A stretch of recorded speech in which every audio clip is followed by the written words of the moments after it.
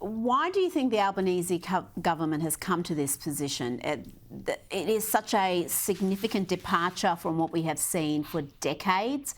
Is it domestic politics that's motivating this decision? Are they looking at those electorates where there are large Muslim populations and worried about what the backlash there might be at coming elections? What's motivating this decision? Well, you've said it, and I'm not going to disagree with a good judge like you, but many have commented on the political opportunism at stake and the electoral numbers. It's well known that Labor, both left and right members, are looking at the attitudes and ideology and interests of large numbers in their electorates. It's not a secret at all. This is certainly driving the politics, but also an ideological stance by many members. We see it very clearly in toxic views taken by so many Greens and even Teals.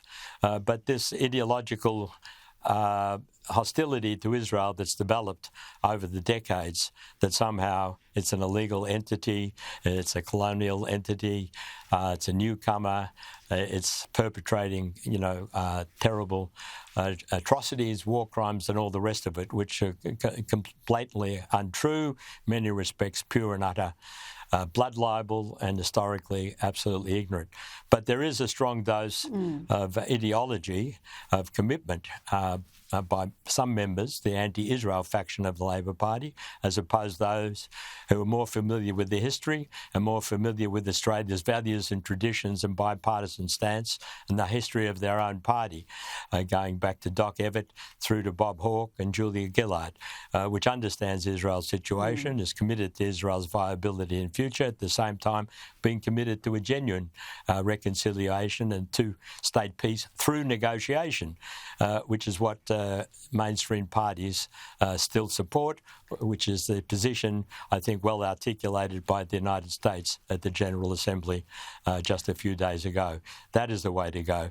And ironically, I mean, the verbal gymnastics we've heard from the Foreign Minister on the weekend, it really defy understanding and imagination. So Australia is a mixed position, I think, is, as many have said, it's shameful, it trashes the bipartisan support for peace in the Middle East and Israel, which exemplifies the same democratic values and traditions that we uphold.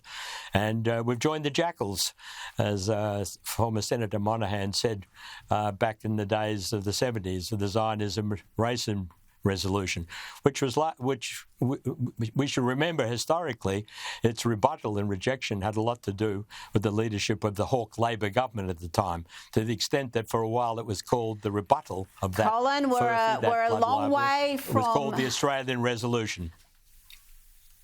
We're a long way from the Hawke Labor government with this current lot. Things have changed dramatically, and not for the better, unfortunately. Dr. Colin Rubenstein, thank you so much for your time this evening. Appreciate it.